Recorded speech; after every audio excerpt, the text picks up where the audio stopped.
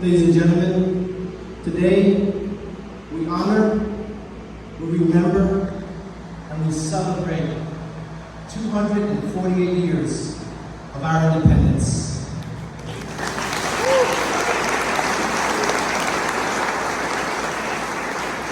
As we reflect on our history, let us honor the sacrifices of those who fought for our independence and for those who have defended it ever since. We honor every member from the Army, the Navy, the Air Force, the Marines, and the Coast Guard. Their bravery and unwavering dedication have ensured the freedoms we cherish today. We remember them today. I was speaking at the DAV, the Daughters of the American Revolution, and what they do is they find the lineage of their family all the way back to the American Revolution. And they honor them. Well, this morning, I want to remember all the men and women who have served our country from World War II. I don't know if we have any World War II veterans here. Korea, Desert Storm, Iraqi freedom. If you served, or even if you had a family member who served in the military, I want you to stand up to represent them this morning so we can honor them. Please stand if you served in the military, reserve, or if you have a family member who served this great country. Please stand.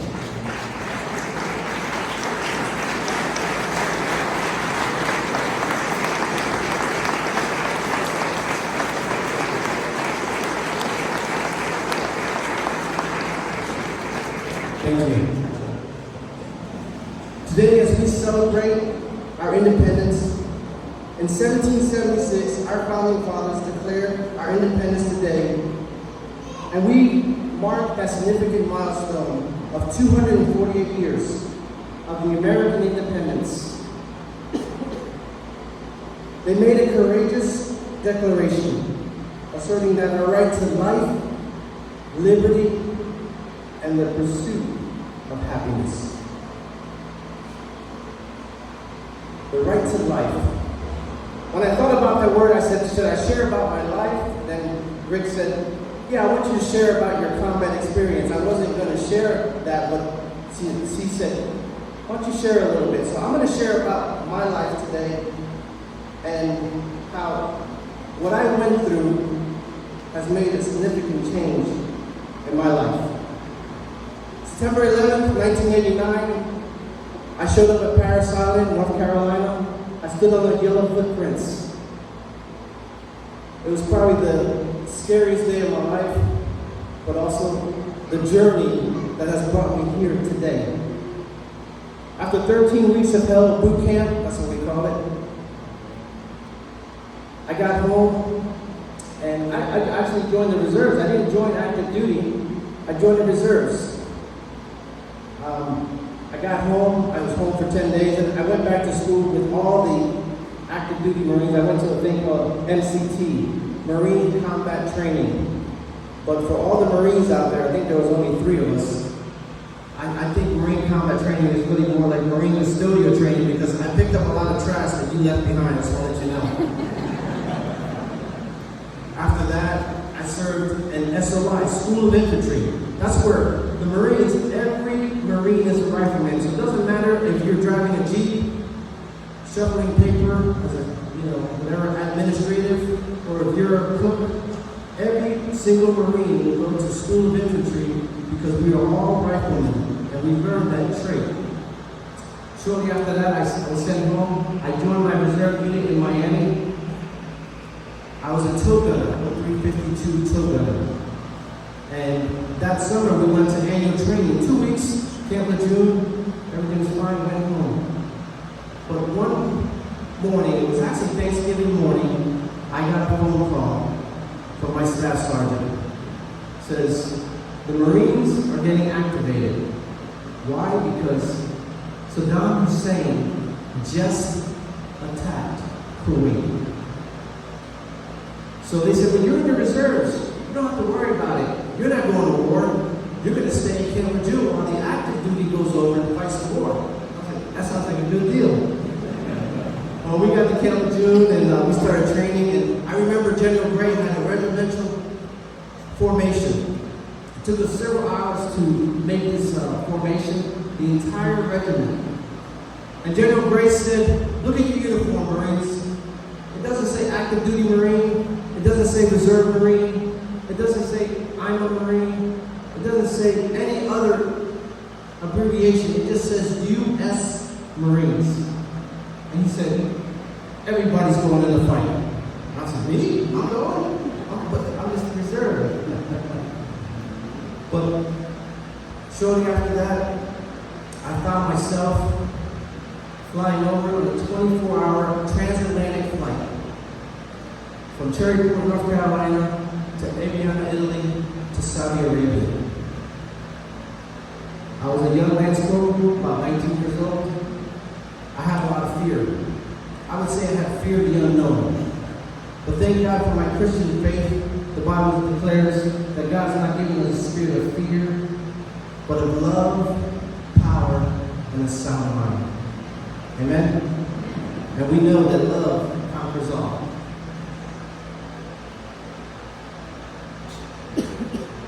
As we served in this war, we didn't know how long it was going to take or how long we were going to be fighting, but it ended up being a 100-hour war. I remember our colonel came up to us, or our lieutenant, came up to us and said, I got good news and bad news. He said, the good news is, you see on the map, we got here in less than 3 days. It was supposed to take us 2 weeks. So the good news is we're kicking butt and we're taking names pretty much. He said the bad news is that we have left our entire supply behind and we will not get any type of food, water, or ammo until they catch up. And it might take several weeks. So we got the good news and the bad news. As we were there, I just think of that part of my life and how that changed me. But when I think about life, would you do me a favor here today? Everybody, would you take a deep breath? Let it in. Let it out. You know what that is? That is life. That life is a gift from God. And what you do with that life is a gift back to Him. That is my life. Let's look at liberty. Liberty. What is liberty? Liberty to me, I think of freedom, and that reminds me of a thing that happened to me in combat. In Desert Storm in 1991, as the war was over, we rolled in to Kuwait City. And the most interesting thing as we rolled into Kuwait City, I saw many men and women on the side of the road, and as they saw the American troops coming in, they were waving at us. At times it felt like a 4th of July parade as they lined the streets on the left and on the right. And they were just chanting, thank you, thank you. And I noticed one thing when we were driving by.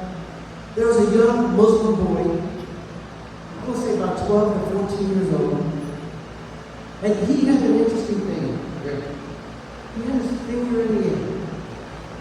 And as he had his finger in the air, he looked me in the eyes. And I want you to know that the culture, they usually don't look you in the eyes. But this young man looked me in the eyes, and he held up his hand. And he said, America is number one. When he said that to me, I said, man, I can remember being in high school, 17 years old. I never said America's number one. If anything, I said, man, this place sucks. It's the truth. But when he spoke to me and said America is number one, he was talking about this thing called liberty, freedom. If it wasn't for a young man or woman who gave their life for this country, from the American Revolution, Civil War, the War of 1812, World War I, World War II, Vietnam, Korea, Desert Storm, Iraqi freedom, Afghanistan. the wars and all the events that we have been involved in, if it wasn't for a young man or woman, who's to say we would even have freedom today? Freedom to speak, freedom to seek God, freedom to live a life of liberty. So those men and women that laid the groundwork in this country from 248 years ago, we are reaping the benefits of what they've done for us. And for that, I'm thankful for my liberty. The pursuit of happiness. How do you find joy? You know, I find my joy through Christ. The joy of the Lord is my strength. When I think about the times that I did not have joy, I struggled. I think of another story in 2003 when I went to Iraq for the second time. And I remember we were dropped off when we got to Iraq. They put us in a bus.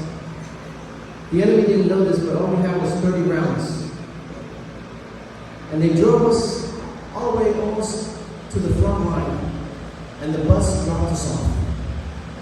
And I could see the lights flickering on the north, and they said, that's Iraq, that's Basra, and we're on the border. And the buses left, and I felt empty. And they say, all right, dig in.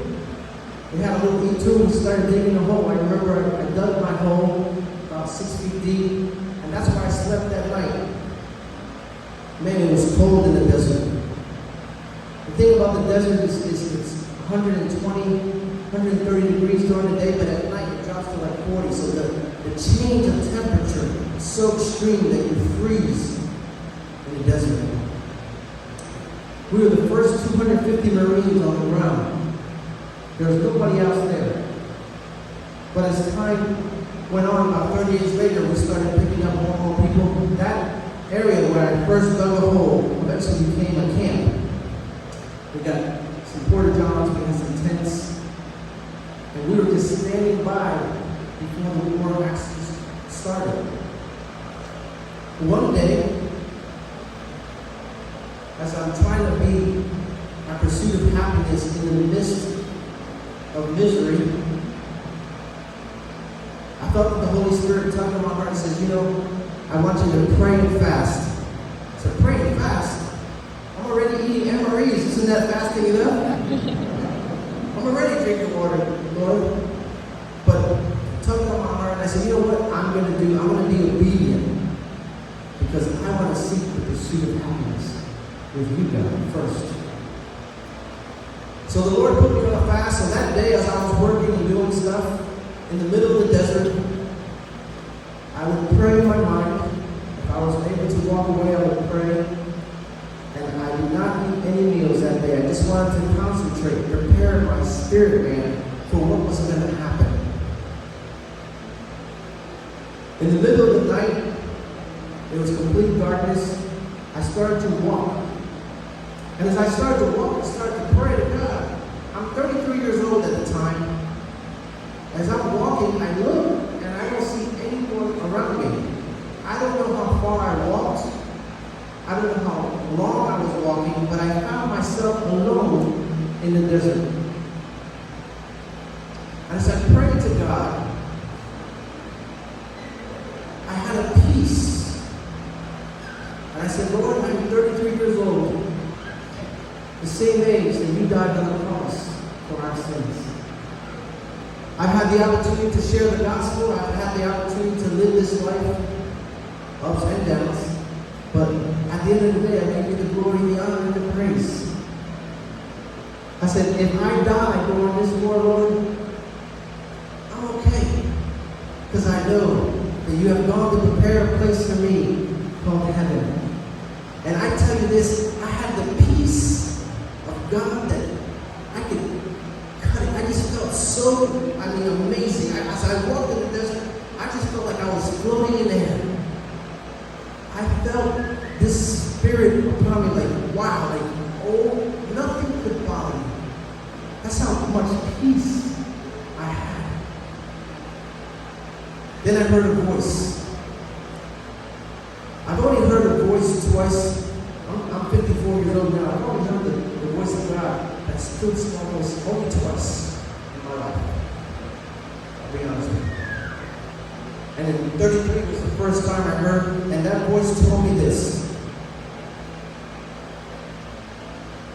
It said, you shall live. But there will be people that will die around you. And then I just started to weep and worship and cry. But God was giving me peace in that time. I wasn't going to share this, but I want to share it anyway. The second time I heard that voice, I went to Germany, and I was in Dachau. This is one of the first prison camps. The camp commander of Dachau, I don't know if you've ever been, but he was so successful that Hitler promoted him over to Auschwitz. So when I got off this train, I took about 25, 30 steps, and I'm in the camp, and I decided there's a Christian temple they made there and a Jewish. And I said, you know what, I want to go to the Jewish temple. I have a lot of friends that are Jewish, so I said, I want to go over there. And when I went in there, I started to pray. And as I prayed, I said, God, it's like I'm talking to you. I said, God, to be honest, I was not there. So what could I have done? And the second time I heard a voice in my life. And I heard that voice say, don't let it happen again. And I just started to shake and tremble and wept. And I don't know how long I stayed there, but I know nobody came in, and I just stayed in that presence. So here I am in the desert, and that same voice is speaking to me.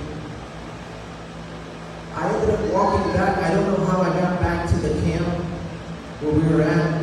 We were in tents. I laid my head down, and I had such a peace, such a rest. It was just, I just don't know how to explain it. Maybe you've experienced that peace and you just lay down and you're like, you have no worry, you have freedom. Just an amazing. And all of a sudden, something happened. All of a sudden, here, get up, let's go, the war started, let's go. And I wake up and everybody, I can see all the Marines around me. They're getting dressed, they're packing up, and we're running, we're moving to the front line. It's time to go. It's 03 in the morning. And I have such a peace, but I could see everybody in the room, all the Marines, I could see in their eyes they had fear. They were afraid. But me, I had this peace. Because the Lord loved me so much, and He just gave me that peace, that pursuit of happiness, that He prepared my spirit man for that time of trial, that time of tribulation. In the middle of the war on April 7th, April 3rd, it was not my job to be a fire watch. I'm a division commander, I'm a staff sergeant at the time. And I decided I'll take the first watch. Which you understand that I don't need to take a watch. It's the younger Marines' jobs to do the fire watch. But I said, I'll take the first watch from 10 or 2200, 10 o'clock, till 02 in the morning. I'll take that watch.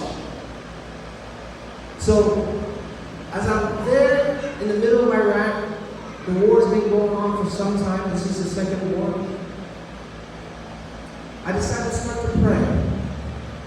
Because I'm looking for my pursuit of happiness. And I'm praying and worshiping God. My alarm rings, it's 2 o'clock, it's time to wake up the other Marine, because it's his turn to watch, because he's going to do 02 to 04, and then the last guy will do 04 to 06 before we move out. And as I go over to wake him up, I felt that my spirit said, let him sleep. Don't wake him up, let him sleep. Mind you, we've been up for 3 days. We haven't slept for 3 days.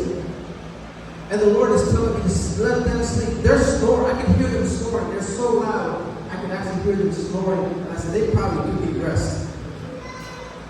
So I start to worship God, and I start using my heavenly language.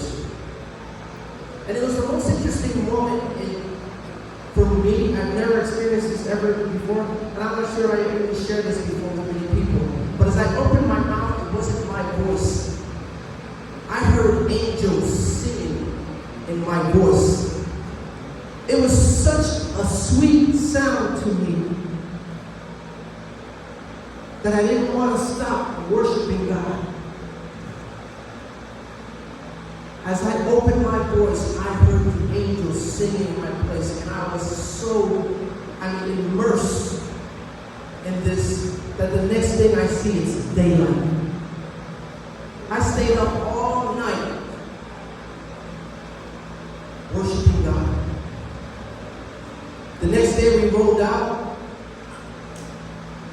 and it was the worst battle that we ever experienced. 7 of our Marines ended up getting shot. By the grace of God, they all lived.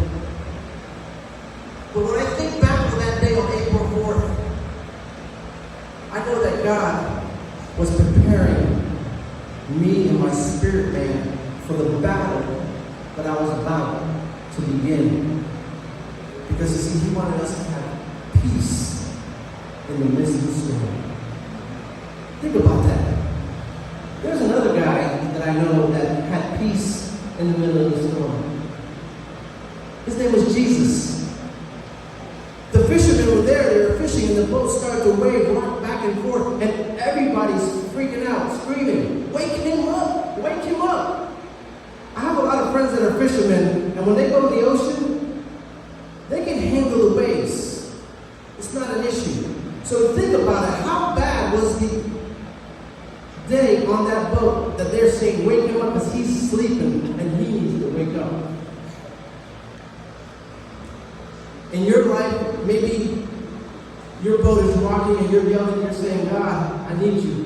But God is saying, just like Jesus, just have peace in the midst of your storm.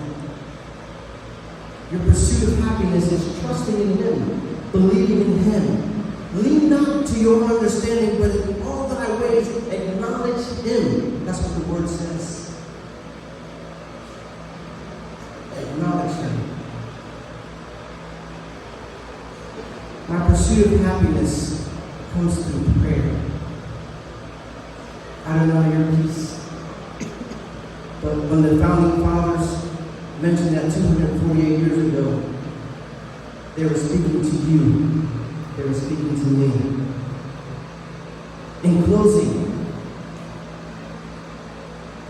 we honor, we remember, we celebrate 248 years of our independence. Remember this, America is not just the land of opportunity, but it's a beacon of hope. A symbol of God. We put Him first. Nothing else matters. Today, as we celebrate our Independence Day, I want you to, maybe there's something in your life that you need to declare your independence from.